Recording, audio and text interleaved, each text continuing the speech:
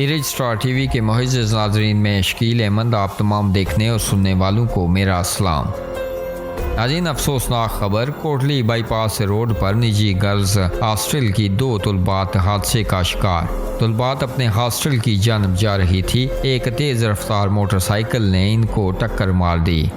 नाज़रीन, वाक़े की सीसीटीवी फुटेज भी मंजर आम पर आ गई। सीसीटीवी फुटेज में देखा जा सकता है कि एक तुलबा पर से एक तेज़ रफ्तार सुजुकी भी गुजर गई।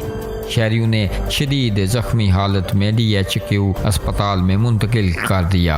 नाज़रीन, अस्पताल ज़राए के मुताबिक एक तुलबा शदीद ज़ख्मी जबकि दूसरी मामूली ज़ख्मी है। नाज़रीन, आप भी अपनी राय का इजहार कीजिएगा इस खबर के हवाले से और मज़ीद खबरों और अपडेट्स के लिए हमारे इस चैनल को सब्सक्राइब कीजिएगा।